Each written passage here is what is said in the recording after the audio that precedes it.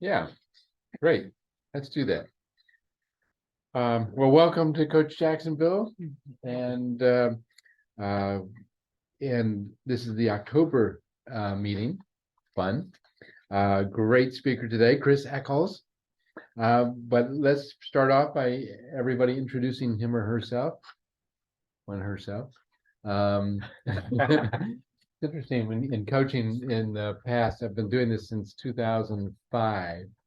And when we started, almost all coaches were female. It was highly female dominated. But I think I've seen it changing now to more male domination, or at least more, maybe a more equal stance on it. But interesting. I'll start off. I'm Doug Wilder Business Success. Been like business coach for almost 30 years. In a couple months, it'll be 30 years. And so started off probably 25 years ago, starting working with a lot of attorneys.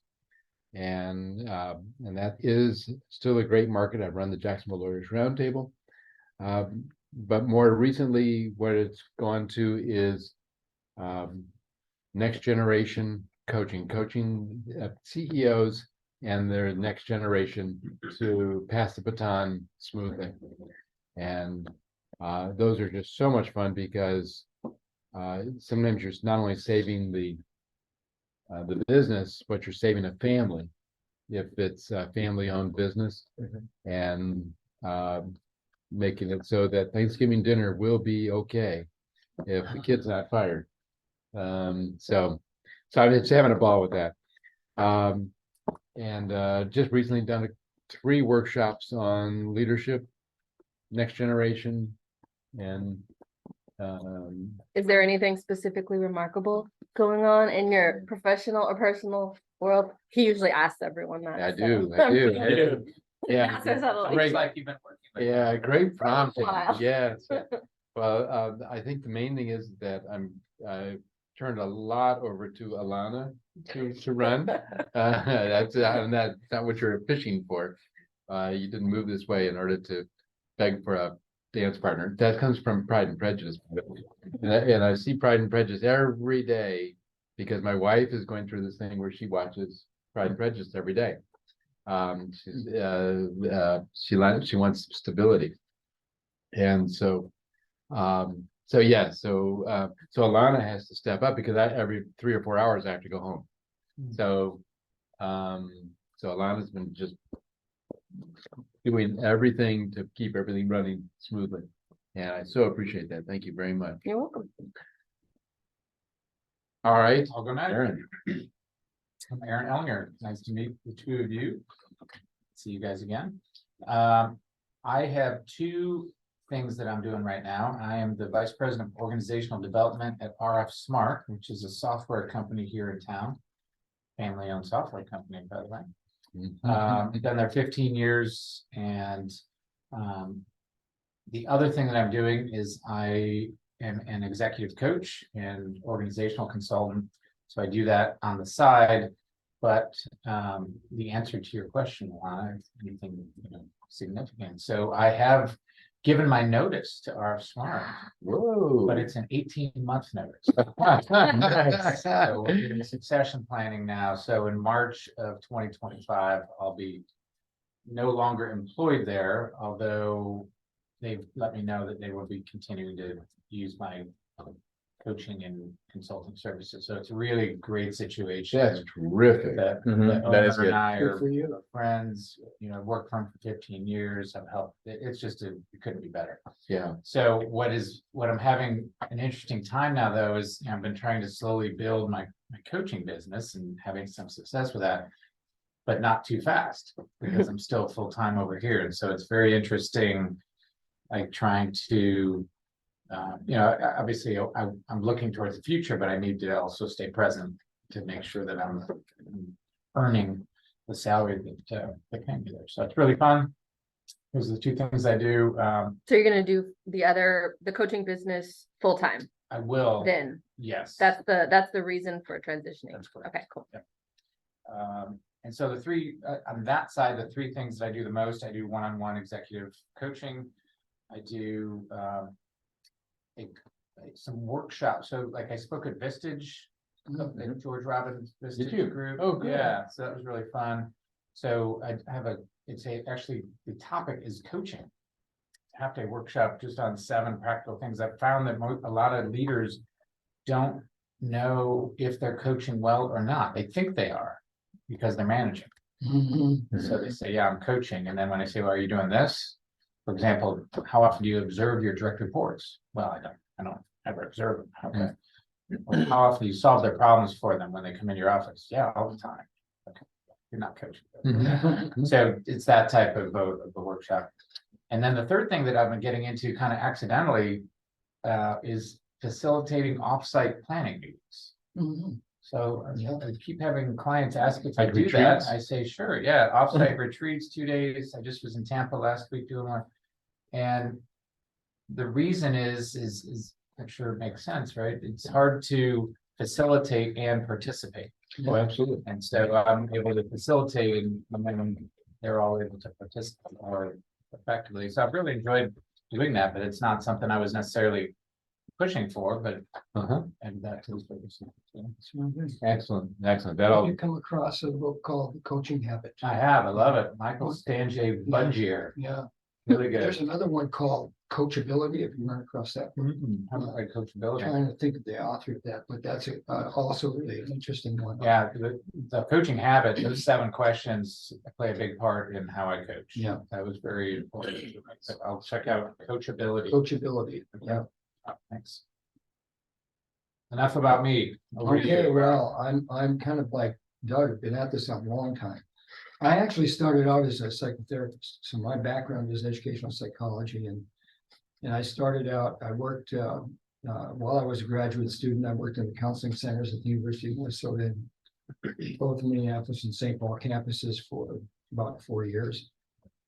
And really, the experience of doing that was really terrific because I had a lot of supervision. So I wasn't just on my own. I coached, but I had to check in with my, professors and really do case reviews. And that taught me a lot in terms of how I was doing. I've got some interesting stories about that, which maybe some other time I'll tell you. I thought it was a listener. I found out I wasn't. Anyway, and then I transitioned into private practice, doing individuals, marriages, and families. Most of the family work was around addiction, and learned a lot about that. But in the process of doing that work, I got an opportunity to do some organizational consulting. And once I got into organizational consulting, I said goodbye to doing therapy, and I just went right straight into organizational work. And what I like to tell people is I took the skill set from all that really good training and supervision that I had on how to sit down with people one-on-one, how to do group. I got really good at group therapy. I got reasonably good at group therapy. I said I was really good at it, but I got pretty good at group therapy. I took the skill set, left the clinical stuff behind because that's not appropriate for a coaching situation, but I brought the skill set with me. And I also brought with me the practice of case reviews. So when I partnered up actually with a friend of mine that I've been a partner with for 30 years, who just sold his business. So I'll come to that in a minute, but Mike and I just did case reviews a lot with each other, and found that just extremely helpful to do. So, one of the things I learned when I was learning to be a therapist is every time you're confronted with a challenge, if somebody brings something to you that's a challenge, it's going to challenge you. And you need to be prepared to recognize what that challenge in yourself is, and be confident that you can work through that. So your biases get controlled, and projection gets controlled, and the various kinds of things that can screw up a relationship because you don't have your own act together. And that's one of the reasons why the case reviews are so helpful, because they help you also recognize that you might be getting stuck with somebody in a situation or a team or whatever, and how you can get unstuck, how your own stuff might be getting in the way. And that was so ingrained in me that I've never let go of it. It's always been big helpful and real guide. So I got into executive coaching, and so as I was describing earlier, there are really the four arenas that I work in are personal mastery. If you can't lead yourself, you're going to have much of a chance of doing successfully leading others. Interpersonal mastery, building and maintaining strong interpersonal relationships. Those give you the foundation for building great teams. And executive teams are a special kind of team. And if you're not careful with them, they will try to run themselves as just regular teams when they're not. But they have a special role in their organizations that they often don't uncover without some help. But anyway, so it's executive team coaching, and then all of that into organizational mastery, which is about, and what I do with that is I actually created a leadership model a number of years ago, early in my career, actually in the 90s, the early 90s. And it's called Leadership for Competitive Advantage. And it has two dimensions: future, present, internal, external. And future external is all about setting direction, vision, mission, values, strategy. And then present external is all about executing strategy, the day-to-day operational stuff that you have to do to make sure that that stuff you envisioned and planned it strategically, you're actually executing against. And then present internal is all about creating a culture, a workplace of choice culture, and building bench strength. You know, getting the right people in the right place. And then future internal is all about innovation and change. And in the middle is where you as a leader in your team are operating. And you better be able to pull those 8 levers really well. It doesn't mean that any one of those people is an expert on all 8, but that team better have the capability to run that organization, pulling those 8 levers effectively. And buried in there is obviously finance. You're not gonna plan a strategy without having really good finance. You're not gonna run it day to day without having really good financial mind. You're not gonna be able to forecast the future without it either. So that's all embedded in that model. I'm in a period of transition, not unlike you in some ways. I just came out of a long-term partnership with my friend Michael O'Brien, and Michael sold his business in April, and with it went all of our clients, all of our contacts. And then I had moved back to Jacksonville after being away from it for 5 years. I was in Oregon, and I was very involved with a large healthcare system in Oregon coaching, and I reached the point where I thought I could retire. I tried that out, and I went through a wonderful year in 2019, traveling, enjoying myself, and then COVID hit. Health issues came in there, and Sharon and I decided to come back to Florida. And 5 years away, and a lot of people move and change, and you know, I did a lot of work with CSX when I was here, and others.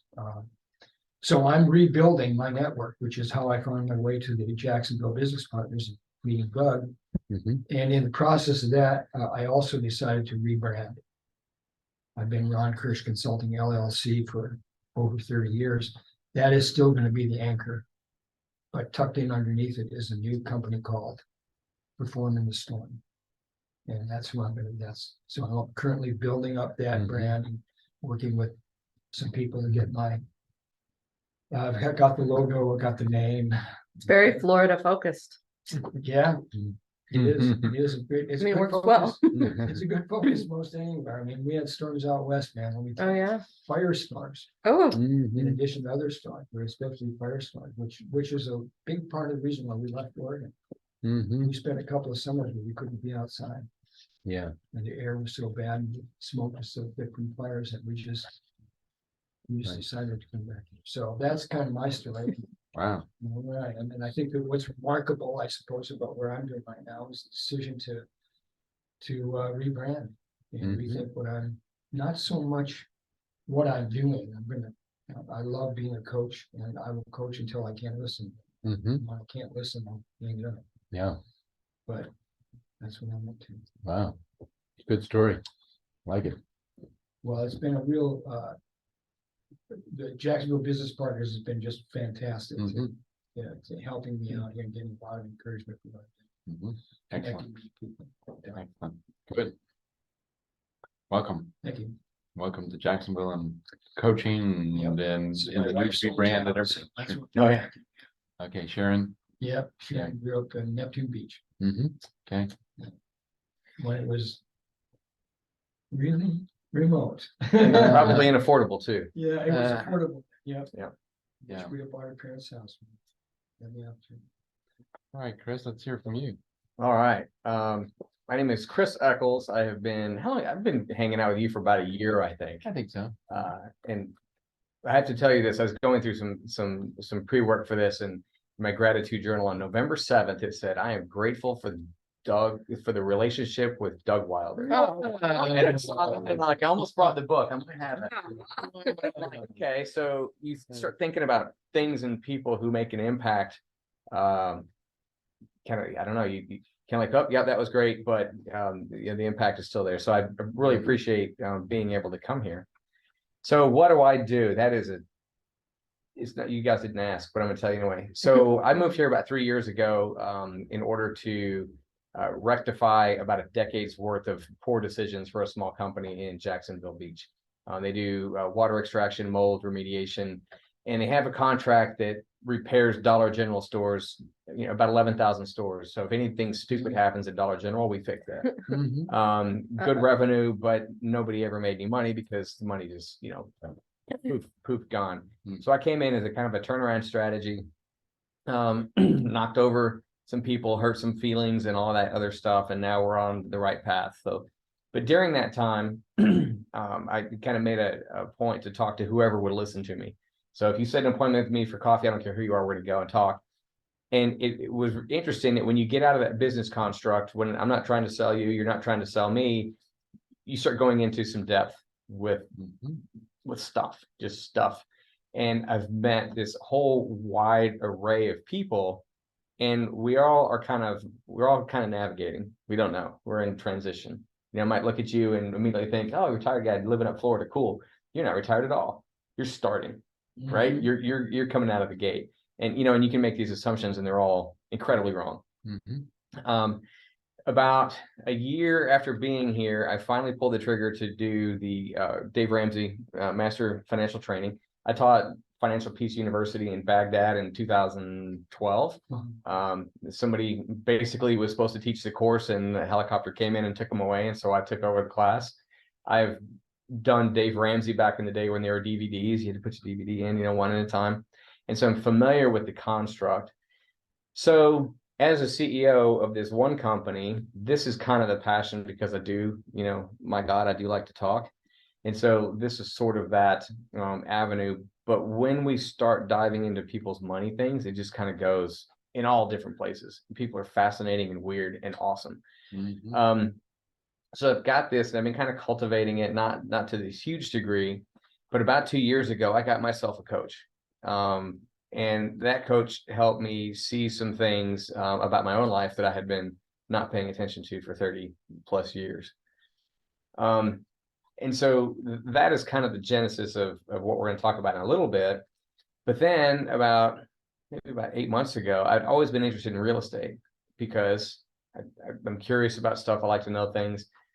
So I got my real estate license, and I'm kind of in that world. These three things seem like very disparate, non-connected entities, but they're not. They're absolutely related, because when you have a store that is damaged, there's emotion behind it. And if you can't handle the emotion, the work doesn't matter. I'll give you the example of that Kings Road that just got, that had the shooting a month and a half ago. So I've been the one responsible for putting the place back together. And when you realize that it's not just a business process, there's emotional stuff behind it. Your emotion might be different than a neighbor's emotion over there. And you start unpacking these problems, and you realize that there's layers and layers and layers and layers. With the real estate stuff, you alluded to this morning, you didn't know it, but you said as we're coaching, we're learning as we go. Mm-hmm. I found myself kind of like you into a new thing where I've got real estate agents who text me and they say, I have another one, here's the address. And what they want me to do is go in, freshen them up, make them so it's a dignified place for somebody to buy or live or whatever. That's not my business. But for some reason, just through connecting and me wanting to help and them trusting, these jobs have started coming towards me. And every single job I'm learning as I go. I'm not a contractor. I just know that if you're an investor and you're going to buy a place and put in a single mom, I want that single mom to have a dignified place to live on day one. And so that's how I'm coming at it. I'm not coming at it as painting and baseboards and carpet and maybe a new oven. I'm coming at it from a different. So this work is just starting to generate, and we learn as we go. I think that is very much the coaching metaphor as well. So I have a lot of things that are sort of interrelated. And also about a year and a half ago, I quit drinking entirely. I've had a really successful drinking career. I did, never got in trouble. You know, I don't have I don't have a rock bottom or anything like that. But when I stepped away from that, I became very aware of my own emotional drive and also my desire to connect with people. And so this last year and a half has just been an incredible set of inputs from the most diverse groups of people from all around the world. And so that is kind of where we are here. That's what this is about. Mm-hmm. So I run a small company. When somebody does something stupid, we fix it, or mass shootings, or run over mailbox. I'm a money coach, so I have an app. I'll actually show you that because that was pretty cool. I just got into the app when we first started connecting. It's called Task Human. So people can just say, I have a question. And so that is one of my coaching formats. I coach to Ring Central, Luckstone. There's a couple different groups that I have these recurring coaching things with. And then we start talking into real estate. People don't need a real estate agent. They need a coach to help them navigate the mortgages and the surveys and the this and the this, and whether or not we can really afford the emotional pull that we have to buy a new house, right? I've talked more people out of getting a mortgage and buying a house than I have talked into it, which is not really good as a real estate agent. Mm-hmm. I could sell you a house all day long, but man, if you're going to be miserable in 6 months, Mm-hmm. that doesn't serve me, you know? Anyway, what's going on with my life that is actually this transition, I have realized that with all these things going on, I need somebody like that to help me pull it all together and to keep me focused. Mm-hmm. So I have, through the Ramsey team, worked with or was introduced to a virtual assistant company. And I think it's now time for me to say, okay, this is great, but my personality, I need to have been prepared for this a month ago instead of yesterday, or I need some calendar management stuff. I need to not be married to my email, having 3 or 4 different email trains coming in. I need somebody to say, here's the roll up. You need to address this, this, and this, and that's it. And so what I'm going to do is go on and get myself a virtual assistant to see if I can pull all these things together. Mm-hmm. Mm-hmm. We'll see where it goes. Yeah. So, Exciting.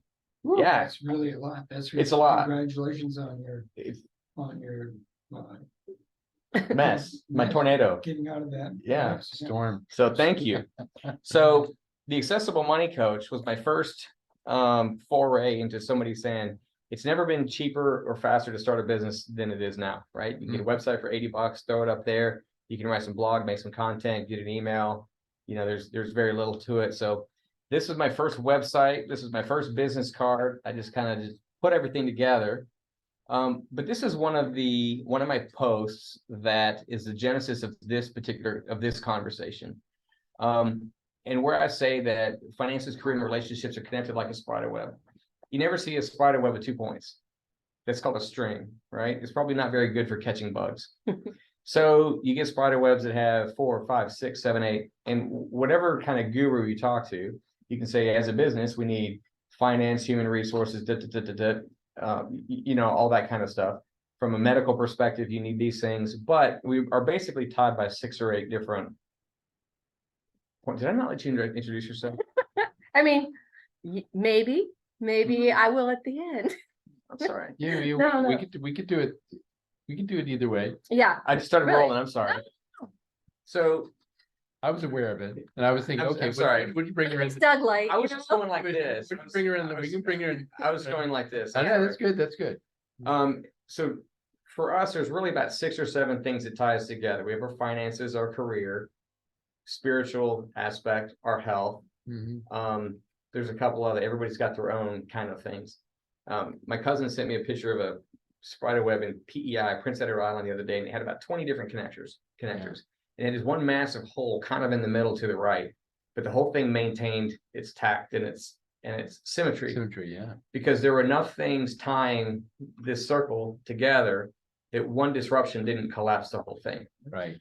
And for us, and I can kind of go down this road, but one thing of stress in finances might have you less productive at work. That less productive time at work might have you under the pressure of your boss. You take that stress home to your new marriage, whatever. You can understand that it might not be a financial system that is collapsing the relationship. It is many different things tied together.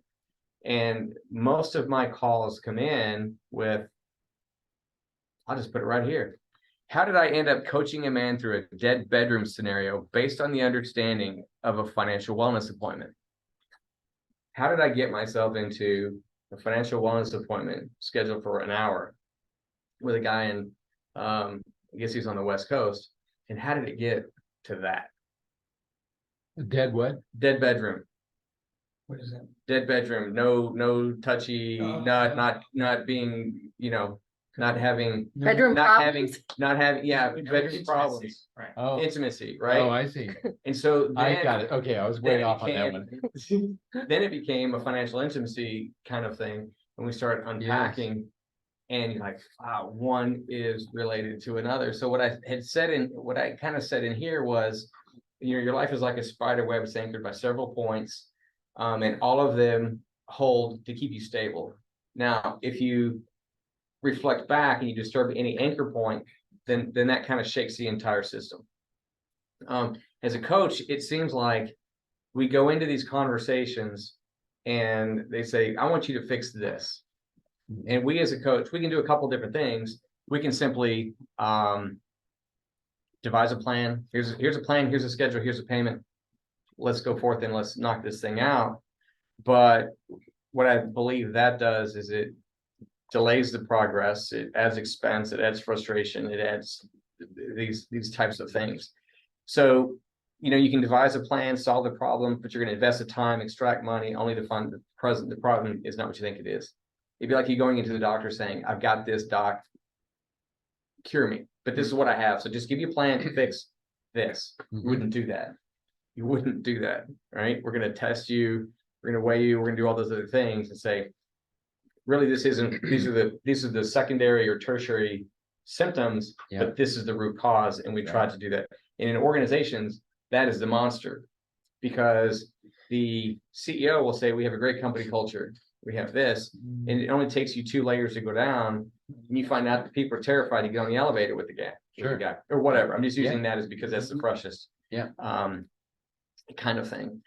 I had a conversation about understanding mortgages with a young lady in Amsterdam, and it turned into her being deeply depressed, being 35 years old, renting, and seeing her friends, people she grew up with, getting mortgages, getting houses, all these other things. It wasn't about understanding the mortgage. The mortgage is easy, right? You figure that out. I learned some things about mortgages in Amsterdam. I ended up pulling away, but what we unpacked was a very, very different conversation. I'm a money coach and I fix dollar generals, right? And you're the business coach guy. How do you pivot, or do you not pivot, or do you start painting the houses and ripping up the carpet and learn as you go? And I think it's important for us to learn as we go. But again, the physical health, relationship, family, spirituality, all that other stuff collide. Where do they collide? In our coaching sessions, right? This is when you realize that the problem is not the problem. So this whole thing is meant to be interactive, because I can't possibly, I don't know who my audience is, which I often rarely do. I don't know what the topic really is, but it really is about the interconnected discipline of all this. So how do I hit this video? It doesn't matter which one. Just click Okay. that. So this is the point I want to get to. You remember this show? Remember this?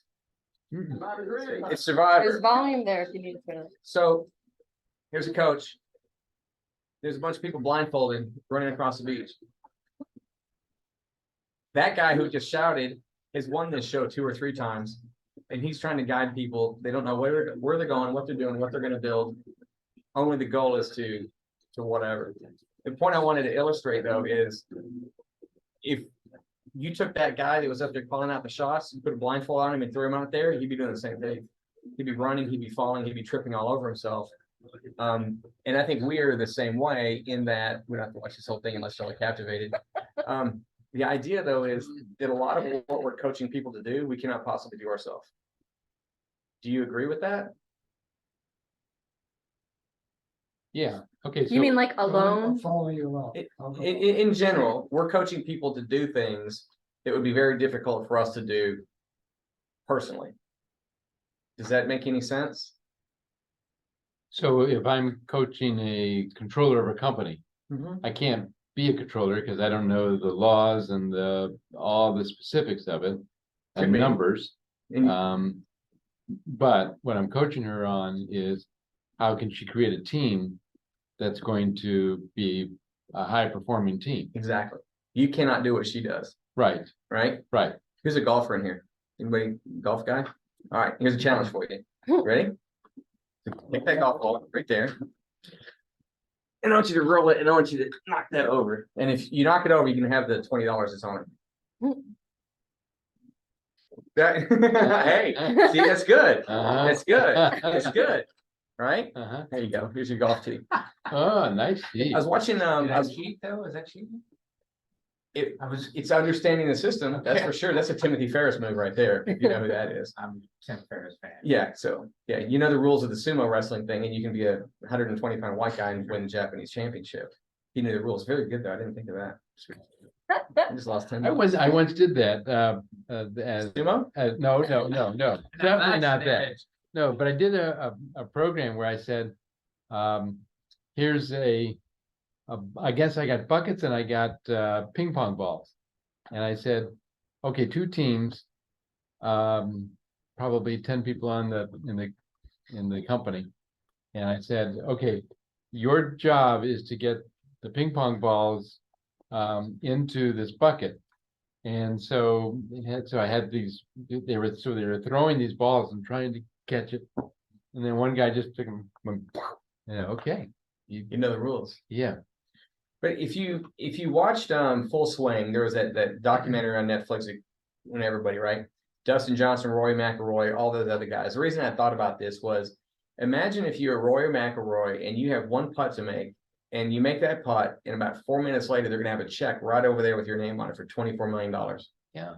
Imagine if that was you. Imagine if that was just any golfer that we know personally. Would you be able to do it? Would you be able to get that out of your mind to shoot the putt?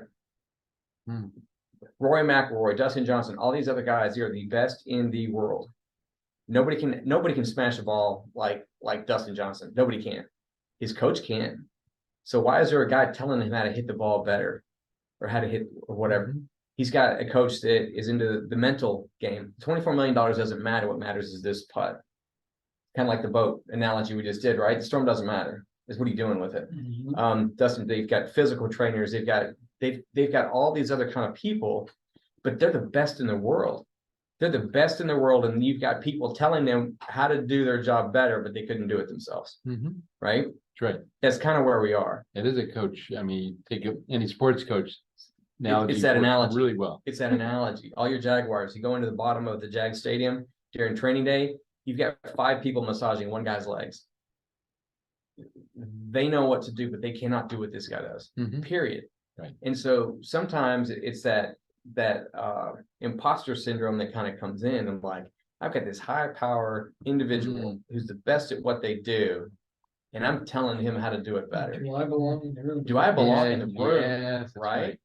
And I think that's something that we kind of got to work our way over.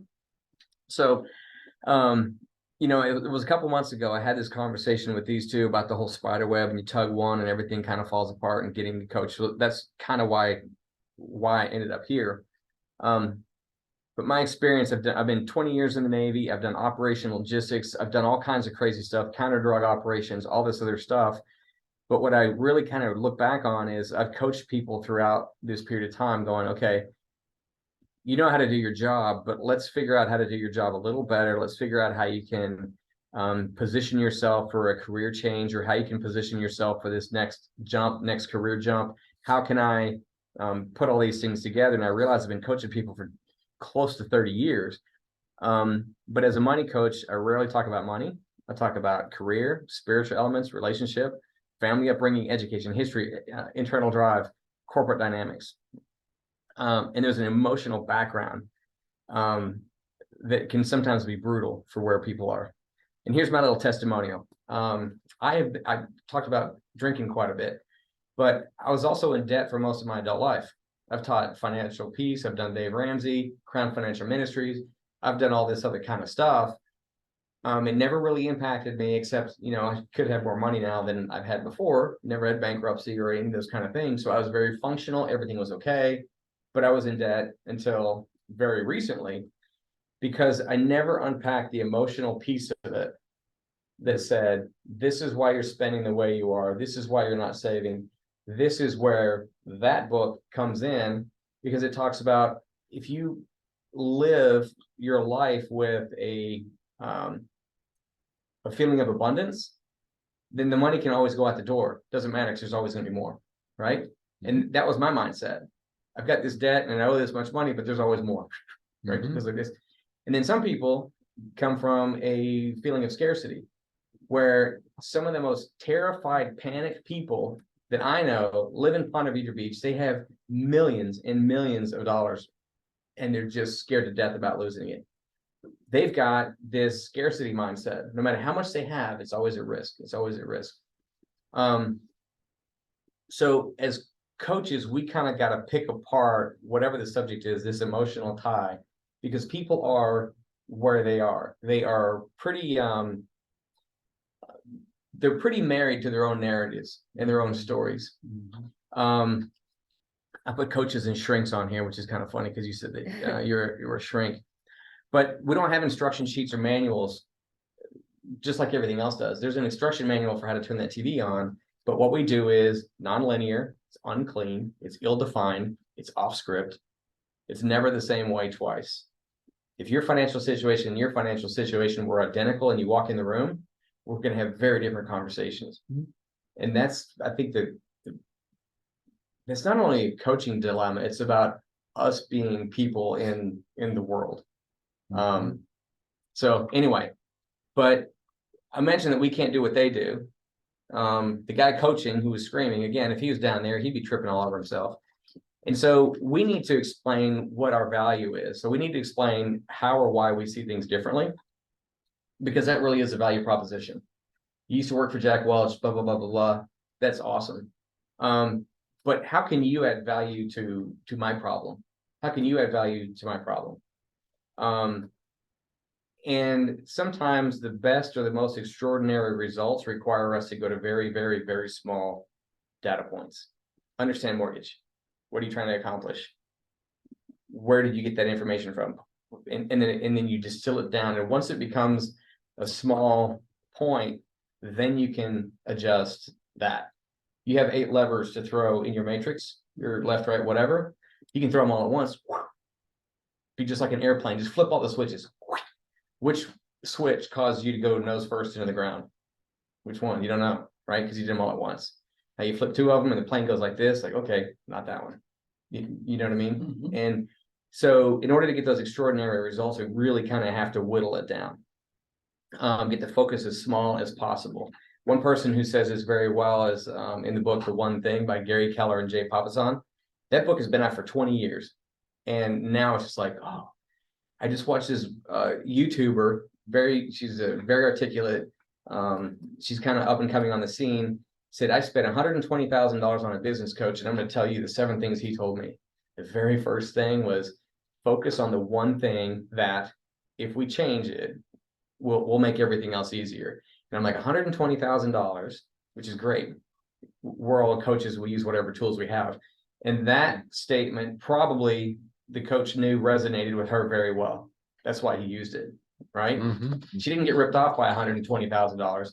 So what we need to do is figure out, our job is just to aggregate knowledge. We don't know anything new from anything. We aggregate knowledge, and then I learn your personality, and then I say, this is what you need to hear, and this is how you need to hear it, and this is in the order. That's really what our job is kind of segregating this type of stuff. So let me ask you, what about you, Aaron? What tools do you use to help people narrow? So I say, my business is just falling apart. What do I do? How do you extract or distill, or what is your approach to get the question easier for you to solve? I ask a lot of questions, so I make them sort it out. So something that relates to kind of what you're talking about is I'll sometimes do whatever they're called, different things, the wheel of life, or, where they have to rank themselves from 1 to 10 in the different areas and look to see if there's something that sticks out there. I don't do a lot of business coaching. It's more individual coaching. But if somebody just says, I'm out of control, or I need help, I'll just keep asking questions and eventually get them to answer it. They usually do tell you though, don't they? Yeah. You can get there in an hour, for sure. Yeah, and sometimes if you have an hour, then it goes very quickly. I think what I had written down was that people like to hoard their information, right? Even if I have an embarrassing problem that I need fixed, and I'm bringing you my embarrassing problem, I'm not going to give you all the ugly details, right? It's like sin, it's like church, right? You're going to say, yeah, I'm a sinner. You're not going to say, oh, I did this and this and this on the way to church. It's kind of different, right? Sorry if there's too many religious things, but it is kind of you've got to figure those things out, and people don't want to admit that they've been on the wrong path, right? That business is whatever. That means the decisions I have made up until this very point were incorrect, ill-defined, not managed correctly, mismanaged, just absolutely out of my control, and we have a very hard time saying that. But when somebody asks for a coach, that's exactly what they're asking. They're saying what has worked, or what did work, or what I thought would work didn't. And so they're admitting I was wrong. And that's the only time that we usually say that, especially in like a marriage relationship, is when we just want the bleeding to stop. Somebody just goes, I was wrong, right? But we're working on people who are trying to do something totally different. So I'm just trying to kind of go down here. So there are root causes of the vocational and relational roadblocks. We just got to find out what those are. Everybody's got different tools. What tool do you use? I mean, do you have a... Well, so it's really interesting. It's not so much there are tools involved in it, but I was really trained in what is called client-centered therapy. Okay. Client-centered therapy is all about someone saying to me, I've got a real problem with this and this and this and this and this. And you start asking questions to unpack what do they mean by that. And as you peel that onion, that's when you start to find out what those layers are underneath. So client-centered therapy is all about it's all about very deep listening, the capacity to hear things in what people are saying that they're not hearing themselves, the capacity to reflect back to people literally what they're saying, which sometimes rocks their world, but be able to reflect back what you're hearing between the lines that they don't realize they're saying, but their nonverbal communication or what they aren't saying is important as what they are saying. So it is really deep inquiry, and it is really following that client and letting that client express themselves and helping them express, even to your point, more of what's there than they realize what's there. and then finding their way to what is the root cause of what's going on with me? Yeah. What is really happening? Yeah. And, there's a cover up, and a lot of times they'll provide an excuse why something could not have been avoided, or why something yeah. happened the way that it did, right? I've had people go like, well, this happened to me, and then this happened to me, and then they did this, and this happened to me. And the way that it really went down was, it was raining outside, I get wet, it happened. Not, it happened to me, right? Because some people will feel that all of these inputs and these things that have gone to put me face to face with you is because of some external Right. Yeah. input or output or Right. symptom. And Dave Ramsey says it like in at the Entree Leadership, he goes, if you've got a problem with somebody in your business, it's your fault. It's you, right? Either you didn't hire well, you didn't train well, you didn't monitor well, you're not, whatever it is, but the solution is with you, right? Yeah. So, but you've got to make people say like, oh yeah, that is my fault. That is why we're like that. I can tell you in the business that I run, I wasn't the founder to find the business. If you're a founder, what's the pass for that? Find. I didn't find the business. But right now there's no processes. So things are just, I mean, Monday is a tornado because things happen over the weekend and there's no process for it. That's my fault. I know it's my fault. Yeah. And the solution to that is get an EA who can help me start to define some of these things. So I'm the problem, but I'm also the solution, and getting people to say like, yeah, I hired too fast. I grew too fast. I put in my succession plan too quickly, right? Because you know what that'll do. If you gave them 3 months as opposed to 18 months, they probably didn't have a succession plan in place, I wouldn't think, or not one that's robust enough. Most businesses don't. And so from that coaching perspective, you kind of got to pull things back and like, okay, it didn't happen to you. It happened. This is the situation that we have. Let's work on it. Maybe it is your fault. Now what? Can I go back a little Yeah. bit to when you were saying people hoard problems? And this may not be exactly what you mean by that, but I heard a speaker talk about how like when somebody insults you, it's kind of like you collect it like these pieces of coal, and it's like, oh, you'll never be as good as your sister, or then we know that's why you couldn't graduate college or you didn't do this degree or whatever thing. And so we take these and then we like put them in a bag until like late at night or when we're sad about something, and then we take it and we look at it. I don't know if she said like Gollum or something, but you look at like every edge of this insult, and then you decide, you start to form your expectations and understanding of yourself based on it.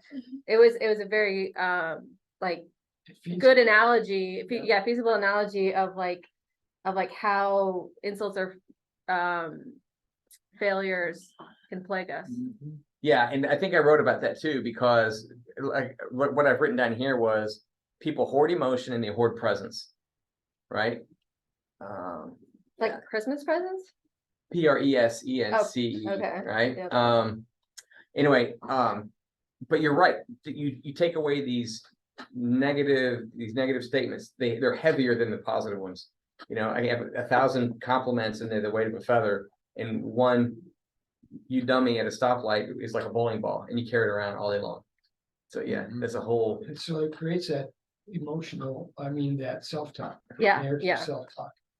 It does. And that evolves into limiting beliefs and all these other things. They're right. Well, I am a dummy. That's our job though, is we unpack all this You stuff, also right? said that people don't want to talk about it. Well, I guess I would rephrase it. They don't share often what the real problem is. On the other hand, they are likely to allow little. I think there's a duality. There's a shield up. I don't want anybody to know my problem. But on the other hand, I'm going to leave out a little hints out here because I would love to be able to tell you all my issues, but I got to know that I'm going to be safe. Yeah. And so that's when they're going to start testing little pieces. Well, and right here, this goes to vulnerability is required, but it may not be reciprocated. Yes. So you say, I am here to help you. This is a no judgment zone. Tell me everything. Every attorney will tell you, like, I told my client to tell me everything. They didn't tell me about the DUI and the stolen car back 2 years ago or whatever, right? But that goes to them having a story or a belief that is so firmly ingrained in them that they might be intentionally hiding some of these things, but they also believe that they might not matter. These little elements that we're talking about. Sure. When, as a coach, you unpack these things and you find out that's the only thing that really matters. This is the seed that has produced this, mighty oak that's about to fall over on your house, sort of thing. Yeah, and so just real quick question: how many of you actually have coaches or guides or mentors or gurus or whatever? You do? What kind of coach? An executive coach. Okay, so, but you're okay. So that's for your business side, and you coach what kind of folks again? So top leaders, yeah. Okay. So you're kind of going off on executive coaching, but you have an executive coach. Perfect. I love it. What about you? I don't at the moment. What about you? Well, you kind of do. I know. If you just said no, I'm sorry. I did know. And I think that's an important. I think that's I've got a lot of. that's an important piece. Yes, it is. And so, human nature is to do the trivial things first and the important, impactful things later, which is really never, right? And I can tell you that's what happened to me, this cascade. I've got all the trivial things, and some of the trivial things are building up, and some of the big transformative things aren't getting done. And I'm just at this clog, right? So I need to find somebody to help me kind of go through this. But when we talk to our coaching clients, they do the trivial things, low-hanging fruit. Let's get the low-hanging fruit. Let's get into calm water from the storm reference. That's not where anything happens. Nothing happens this far from the shore. It happens in the middle. Like the middle is the juicy part, right? Those four quadrants, where there's like easy, not important. Not important, not urgent, not important. Time those management four. matrix. Yeah. And if you look at that and if you extrapolate that, then in this corner it says delegate. Like if it's not important, not urgent, delegate it. Give it to somebody else. If you're in quadrant 1 or 3, then you need to be in 2. It's important, it's not urgent. This can be delegated, this needs to be prioritized, and we don't do that very well. And so the important, impactful things we don't. And so that's what people are like, I'm so busy. Like, okay, let me help you with that. Let me help you prioritize. Let's get the trivial things out. Well, I can do it faster myself. It only took me 5 minutes. But it might take you 30 minutes, but me 5 minutes, but you're the better use of time, because on my 5 minutes, I can be concentrating on those impactful things. Right. But that's the narrative that we have. Again, we're talking about blowing up narratives, kind of, is I can do it quicker myself. It takes longer to explain, whatever. My time is way more valuable than the person I'm going to outsource this for, by a 10x. And so, but we hold on to this thing. I've got to do this. I've got to do this. I've got to do this. I've got to do this. And you've heard it 1,000 times. And especially you in the business side.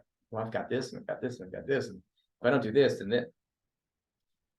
No, your time isn't making business cards, right? That's somebody else. Somebody else needs to do that. So my question is, I love, this is my favorite concept. Again, human nature to do trivial things, but only when something becomes painful do we take action. Can you think of a scenario where you don't take action until it becomes painful? Exercise. Yeah, that's one I was thinking of. Okay. Yeah, sure. Just expand on that, just one layer. So for me, I don't like to exercise, but eventually I have pain getting out of bed, and I'm like, I need to get back into shape. Right. But you're okay with a little bit of discomfort. Yeah. But when it becomes painful, then you're like, okay. And if you take that a little bit further, pain will often lead to fear. Right? You're like, oh man, if I don't do something, I'm just gonna whatever. I won't be able to find whatever it is, right? But that's when you start to take action. And I've heard it said that fear is an invitation to change. And I kind of love that phrase, because you go, okay, I'll stop. This is when we gotta, we don't have to wait until we have a heart attack to quit smoking. we say now's a good time to totally transform. It So- sounds like something you'd say. So, but fear is that invitation to change. And the thing that's funny about this, so I've got written down here, when something becomes painful enough, they'll seek a solution. That's why they call us. The only reason you're calling him is because I'm in this transition. I'm not sure what to do, where to go, how do I strategize? I don't know best practices. I'm in a different age demographic, and now I've got this leadership in Jacksonville. I've been out of town for 5 years. Right? So not pain, not actual physical pain, but you're like, this is a little bit too much for me. Let me leverage somebody. Everybody who gets a coach is the same way, nutrition person or whatever, right? Yeah. It's the same exact thing. That pain has gotten to a threshold. So I've got written down here how many people quit drinking after the DUI or quit smoking after the cancer diagnosis. What's funny is my mentor, he and I, we had a remote thing. He's up in DC or Washington State, talking back and forth, and he canceled on me one night. We had a standing, Tuesday night over 6 weeks, and like, okay. And then he was on time the next one, and then after that he was down. I'm like, what's going on? Like, I'm feeling that I'm not a priority. I've paid my money, I've got my time, everything is good. He's like, I got this tooth thing, and it's just killing me, and it's hard for me to talk. And we've got back to back, and I'm like, so has the pain gotten bad enough for you to do something about it? And he just looked at me, and I'm like, go get your fucking tooth fixed. Sorry. And he just kind of goes like this, because he had this thing and it got worse and it got worse, and you put it off and you put it off, and even a coach, even a guru that talks about all this stuff will sit there and lament and fester in the same kind of thing. And so again, we do the same thing that we're telling our people not to do, is like, don't let this go anymore. You need to fire that guy. That guy needs to be fired now. Or continue paying, continue hurting, being mad, frustrated, taking it out on your wife, fire the guy. Right? And then he won't fire him until you say that, or whatever it is. You've probably had these conversations, I would think, in a similar vein. But yeah, so that pain and fear that your head's gonna cave in is the invitation to go get your tooth fixed. And as soon as you get your tooth fixed, you start to heal. 3 days later, it's no big deal. But instead, the discomfort for weeks and weeks and weeks and months, then it becomes pain. Then it's like, then it becomes fear. It's like, you could have started healing way over here, but you didn't. Or you could have started changing that business process. Or you could have changed the culture in the organization when you recognized that there was something going on, instead of waiting for all these kind of things. It's interesting. So when we're coaching, we find that we're more likely to get engaged when there's a pain point, as opposed to, oh, okay, I just want my team to do better. You're more likely to get called in when, oh man, things have just, the crap's hit the fan, and we've got all kinds of problems. We start the relationship talking to people, going, oh yeah, you're in this type of business, I can help you, massage this, change this, tweak the strategy, whatever. And we might have this conversation with people for 2 or 3 years and they never engaged with us. And then one day they say, hey, I've been thinking about it, it's time for us to talk. Yeah, sure. And then you could have been like, yeah, if you would have worked on this 2 or 3 years ago. But that's our selling problem right there. Yeah. I mean, I that's was gonna say, sales tactics says find the pain, right? Like, You do. identify the pain, and then that's how you. Yeah. you do. And sometimes it's discomfort in their mind, right? It's annoying, it's over there. But if you know enough about them and have enough rapport, you can tell them that they've got a pain point they're just ignoring. They've got a pain point and it's red hot like 1,000 burning suns, but you've put it so far behind you that you're ignoring it. And sometimes you have to bring that pain to the forefront, or the discomfort, if they're aware that, like, okay, if I don't take care of this, it's going to get worse. But that's our selling problem, right? We have a rapport for years, and then when people finally go, no, I don't need financial counseling, I just got a new job with Truist, mortgages are hot. Yeah. That's 1 year and 4 months ago. I don't know what she's doing now, but I guarantee she's not working at Truist and she's not making the money she did. Right? So there's probably a pain point. So one of the things that I'm finding is that it's easier for me to, rather than saying something that's going to be seeking pleasure. Okay, I think pleasure, once if there's the absence of pleasure can be a pain point. In other words, oh, I really want this. Okay, so now we'll finally do it. But another thing that motivates is when there is pain. So one of the things I've identified is when a relationship gets so bad that they're at the point of firing them, that's when I come in as fire prevention business. So that's it's exactly why I chose that as a fire prevention is a tagline, was because I know that there's going to become a time in almost every company when you say, I like this guy, I need to keep him, but boy, I hate him. And if you can't fix him, I'm going to fire him. Mhm. And that's it. That is a pain point, which is a motivation time. Otherwise, oh yeah, Doug's going to help me get my business better, and I'll sell it in 10 years. That's okay.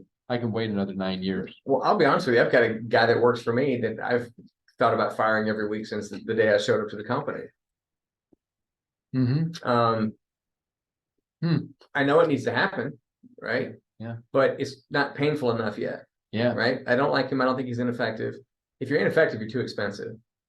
You know, if you're really, really effective and I pay you $1 million, you're cheap, right? This is the other way around. But again, it's not painful enough for me. It's just comfort, right? Right. Yeah, that's why we have Chad down the hall. Because when the client says, okay, see if you can save this person, I go in and try to save him. If I can't save him, then I say, Chad, go in and fire him. Yeah. And Chad good. Well, that's the same thing that And then they shouldn't have done that, and then Greg says, oh, all right, there's a lawsuit You here. also, So that's it's kind of like Pat- degrees. Pat McMenamin, you probably know him. yeah. So, you know, Pat is the same kind of way. It's like, let's evaluate this person. Let's see if they fit, you know, you came in as a leader and these people already exist. Let's see if they did the same kind of thing, right? Right. So I'm familiar with that. Good. So, you know, but absent some sort of change, there's going to be no transformation, right? That's what has to happen. So we get in there, get in the discomfort, give them some change, let that transformation occur. It takes a while. Yeah, anyway. So then I heard this phrase and I really started to think about it. And it says, weather is determined by the onlooker, not the atmosphere. And I was thinking about that from a business perspective. So you might have one person in senior leadership who says this whole place is just falling apart, or it might be just wonderful and perfect and great culture and all this other stuff. But another person sees the exact same situation, same scenario, same people, same environment, and sees it as a risk and a set of dominoes that's about to topple. And when people bring us these things, these problems, as a coach, we kind of have to look at how are they looking at it, right? Are they looking at it from where's their lens, where they're viewing it from? Personal example, today I just got the notice that I owe $7,000 in taxes. $69.89, $7 grand. And I was thinking about it, I'm like, God, that sucks. And I'm thinking, I am so thankful that I make the kind of income that I owe that type of burden. It sucks. I don't want to write the check. If you'd like to write the check for me, you may. But and it was it was this statement. It was this statement that I thought about it, like from the onlooker's perspective. Is this a burden? Is this a curse? Is this an opportunity? And you'll see that too when you're talking to people. People are like, well, this guy says that this whole thing's about to cave down. And I see it as an opportunity to make $2 million in revenue. How do we kind of pick that apart? Because again, it's not your business. You don't know how to do the business. You don't know how to be a comptroller or a regulator or whatever. Yeah. But our clients' forecasts are internal of what's going on. You're in great shape, but you've got that pain thing going on, and you know it's in the back of your head. That forecast is internal of what's going to happen. I look at you, fit guy, pretty smart, teaching kids about finance. You got kids drilling. That's awesome. But you might be going, damn, my knees hurt, right? Or whatever. I'm just using that as a metaphor, not putting words or thoughts in your head. But they do. They do. Yeah, my feet. I don't know. But anyway, so it's not the events necessarily that these people are bringing to you, but it's their beliefs as to what the events mean. Again, I see opportunity in my business, and one person's like, I've been saying for months, this isn't going to work. It's not going to work. It's different. We have to figure out what those events and what those things mean to the client as a coach, right? How do you do that? What do you do? And I think most of it's deep thought, deep listening, and trying to at least understand in a giant perspective what these people's business is about and what some of the drivers might be. But there's no way we can be in their seat, looking at their screen, hearing what they hear, and stuff like that. What questions do you have? Okay, so you I said. have some exampple but we'll go through some questions here. Yeah, I want to go back to a couple things that you mentioned. One of them was, you mentioned that with money, there's always, there was sort of one point in our life where we're always thinking, there's going to be more money, there's more time to have more money. And one of the things I'm noticing is that with me, time ran out, or time became finite. Actually, when my parents died, I said, "Oh, so I am not going to live forever." So therefore, I'm thinking, okay, so let's just say I've got. I always think, "Oh, the spring has come, and look, the flowers and everything like it, isn't that wonderful?" And and I've got all the springs in the future. But wait a minute, that's a finite number now, and I'm starting to think. Like in business, okay, I've got what, 10 more years in business, maybe more, maybe less, but that's 10 winters. I can count those on my fingers, and that becomes sort of frightening from a certain standpoint. You start thinking, okay, I am running out of time, just like I could run out of money too. Same thing. So I thought that was and so as a coach, how do I harness that too? That, okay, money becomes finite. You mentioned the abundance mentality versus the scarcity mentality. What's the right mentality of those, between those two? It doesn't. No, but isn't there like an alternative mentality? Because I feel like neither of those work. No, because I don't know about you, but I don't have millions of bucks. I know somebody who has millions of bucks and they're terrified they're going to lose it. Yeah. So they've got a scarcity mentality, and it cripples them. It cripples them. Sure. They couldn't possibly spend all the money based on what they do. Drives a 3 or 4 year old car. Just does normal stuff. But I also know a kid who's totally debt free. He has a $60,000 a year job. He has an abundance mentality. He doesn't have to worry about anything. I would rather be closer to that $1 million scale than the $60,000 scale or whatever. It's how you emotionally connect with it. No, but what I'm saying, what is the correct emotionally?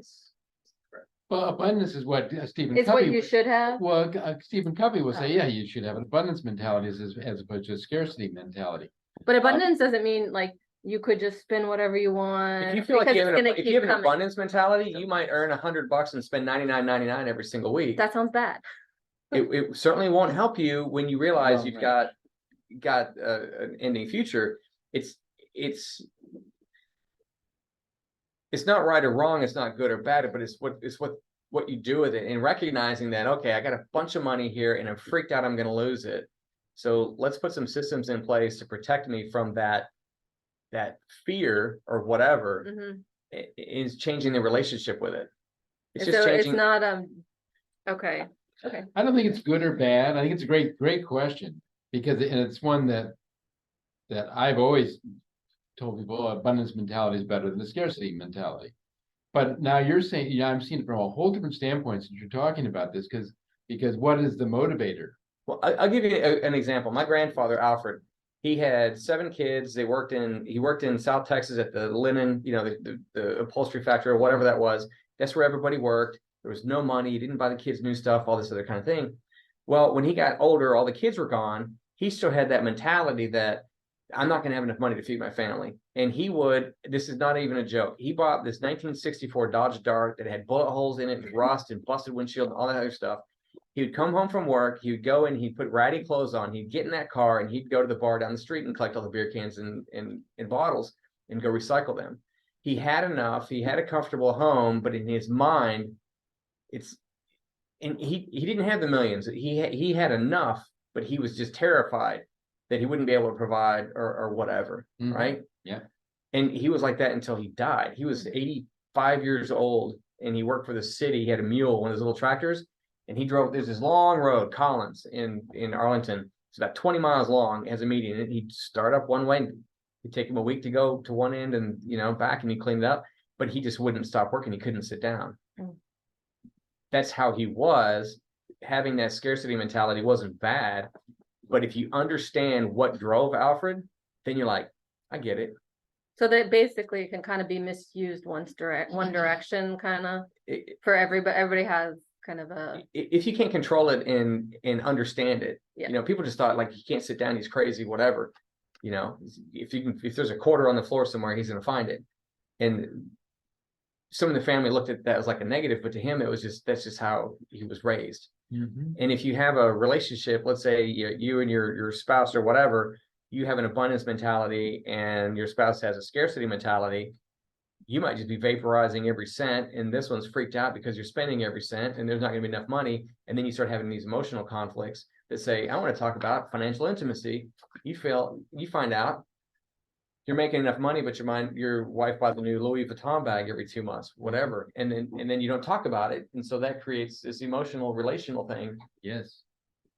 Understand each other, know yourself, know your money, how you are. That goes to the financial thing.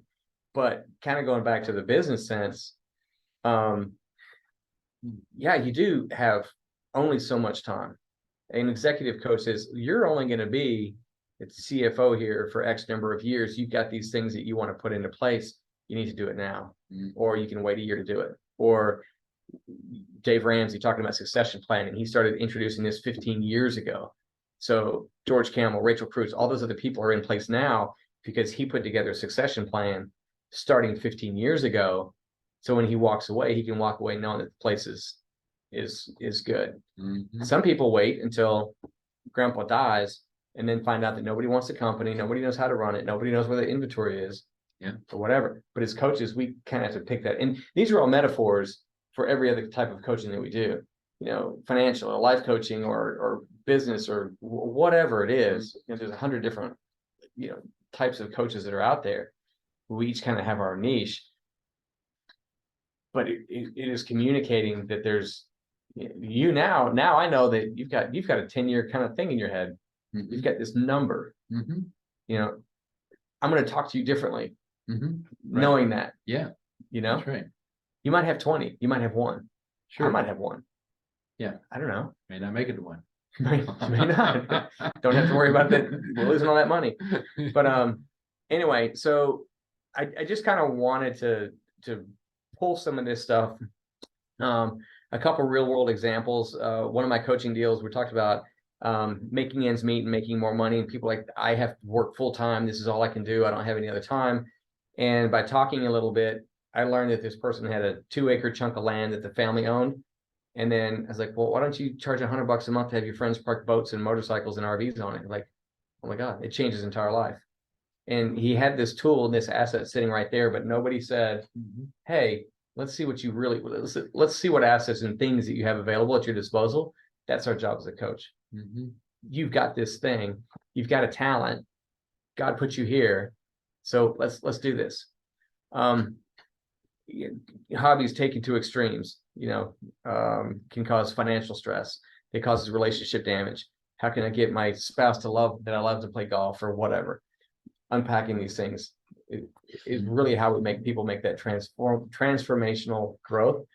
And it's not just about money. It's not just about business. It's about the golf swing, the this to this to this. Mhm. Mm. A lot of powerful concepts there to unpack. There's a lot to unpack. Yes, yes. And I apologize if we sort of went everywhere, I think I like it. I like it. I like it.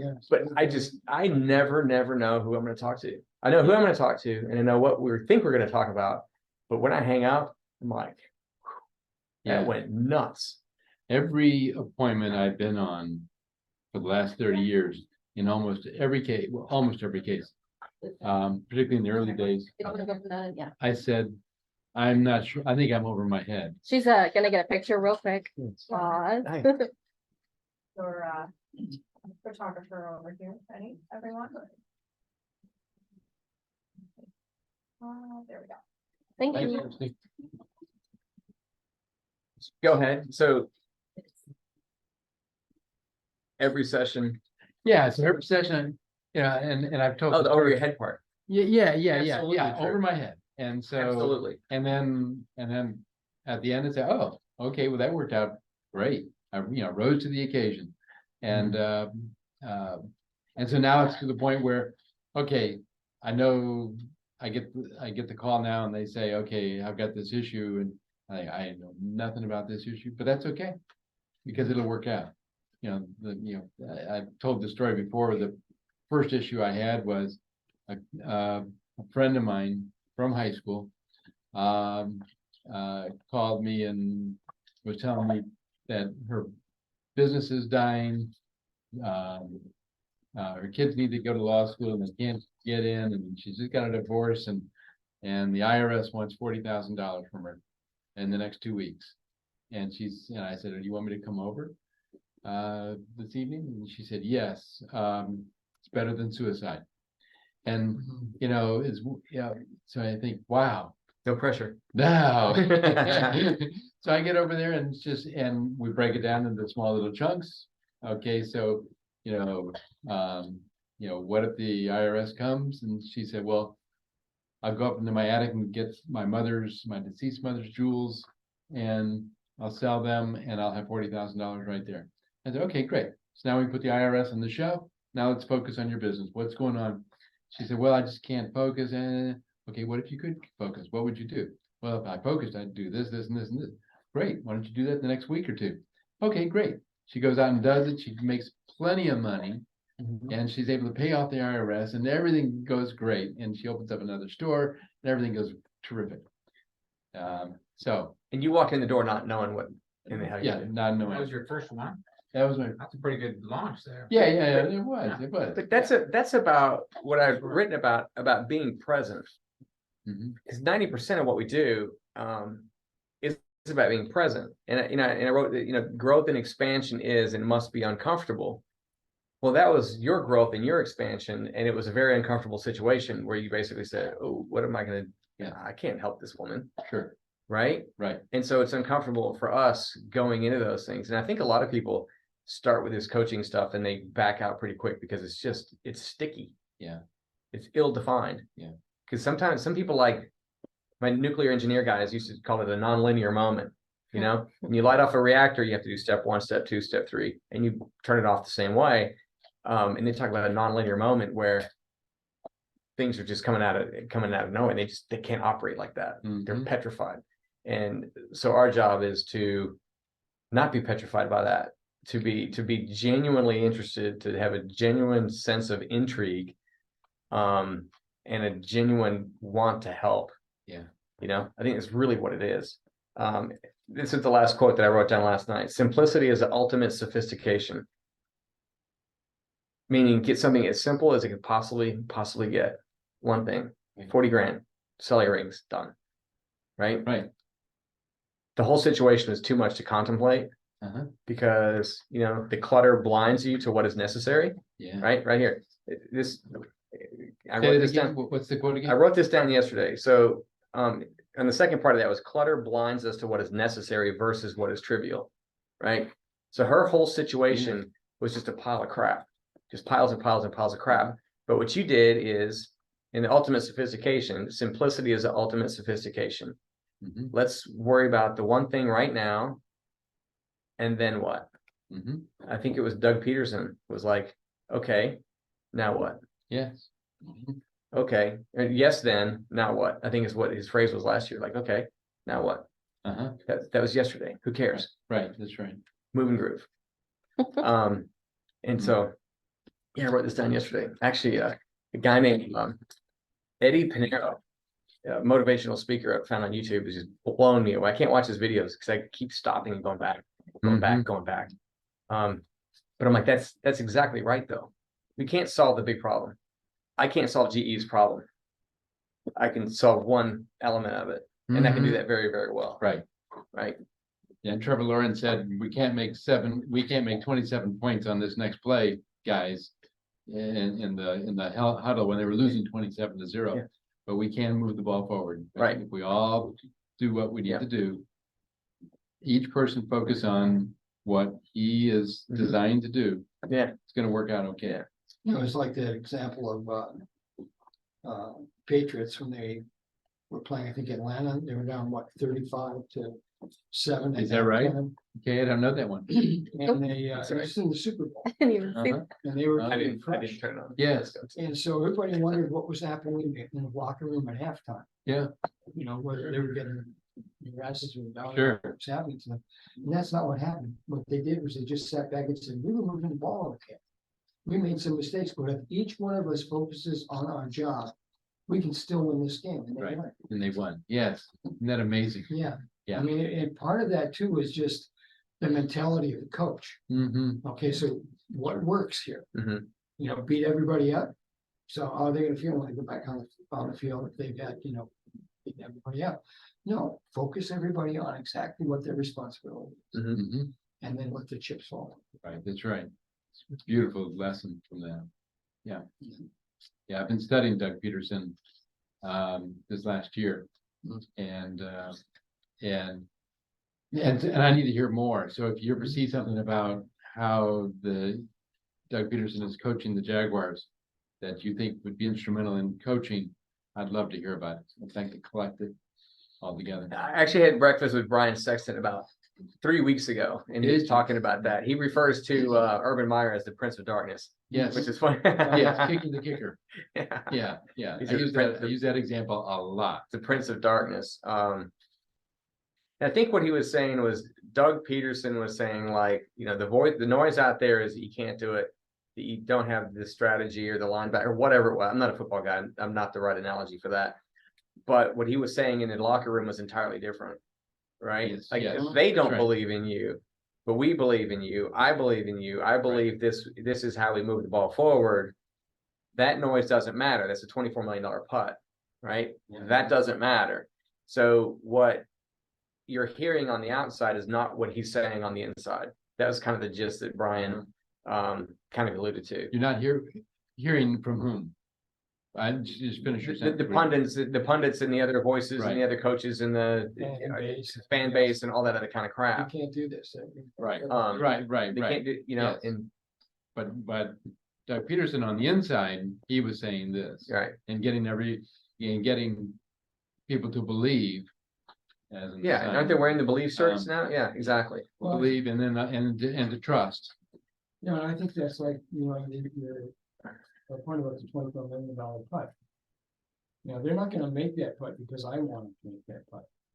They're gonna make that putt because they're managing the inner game. And so, you know, there's this program that I went to some years ago in Orlando. I don't think they've heard of the Human Performance Institute, J&J's performance, HPI. And that was a lot of the way they work with people. They had a program called the Corporate Athlete Program. And their analogy for this is, you know, people come to me and say, why do people need coaches? Just, you know, we alluded to that earlier. You know, this guy's the best guy, you know, he can fall 375 yards.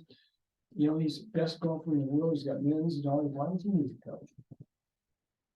Why should he have to have a coach? Why does Mark, you know, any of the great athletes that we know, why do they need coaches? Well, because the world around them changes all the time. Sure. And because they're changing all the time. Yeah. And go ahead. The golf analogy is every stroke, every step, every club, every moment of focus, each decision was calculated to a single moment. Yeah. It wasn't a $24 million putt. Watching that Netflix, it was a year of calculated steps. Yeah. Calculated decisions, calculated improvements. You know what I mean? That gets you to that. And that's the coach part. Why does he need it? He needed it to get to where he was, you know? Well, and he needed it to be able to, at that moment of truth, to be able to give it the very best that he had. Now, whether the ball went in the cup or not, he still gave it the very best that he had. So he was able to block the noise out. Mhm. They had this great little video that they showed called, I think it was just 16 seconds. What are you doing between points is the metaphor. So they were Mhm. talking about tennis.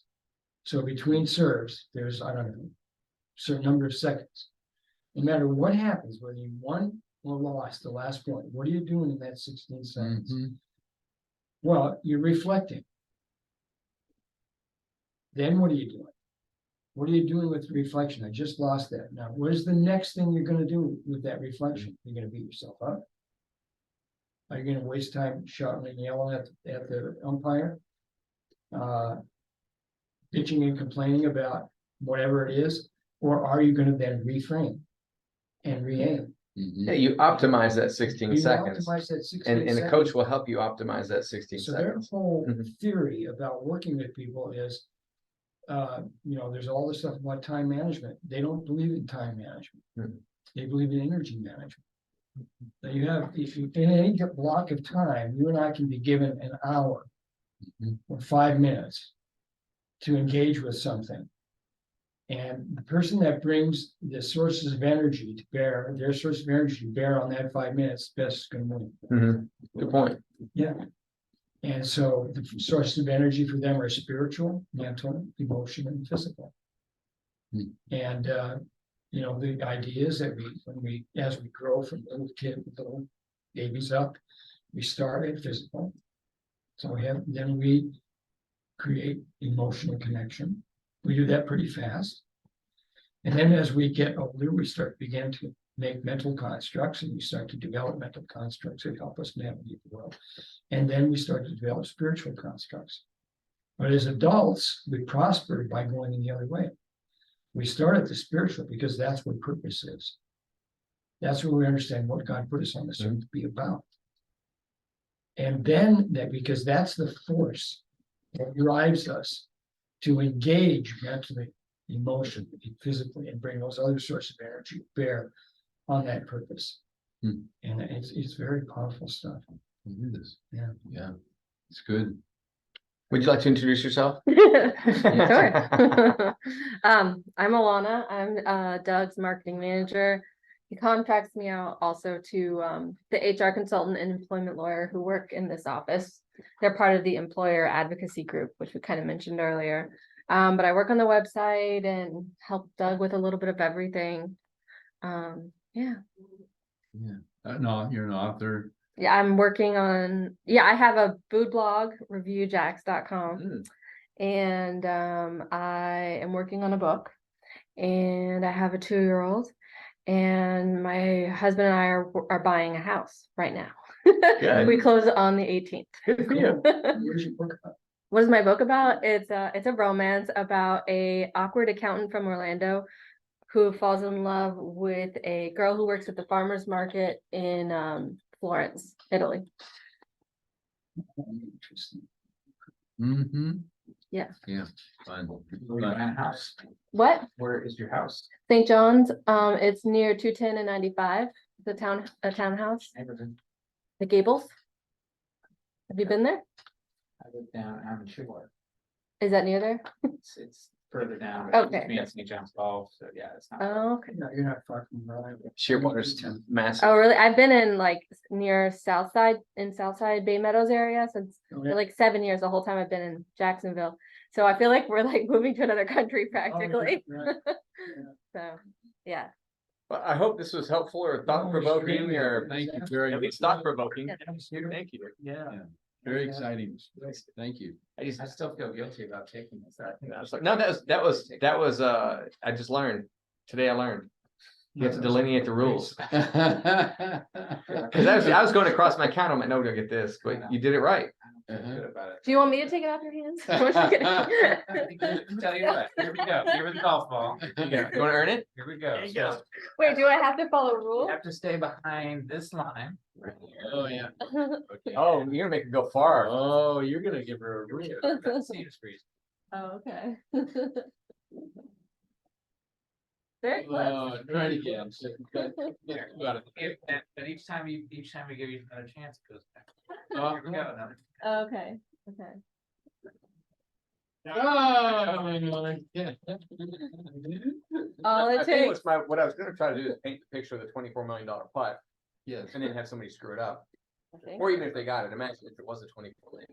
You can that's have, great you can have series this part, Where did I get this? I did, I enjoyed that. Disney. It's called Full Swing.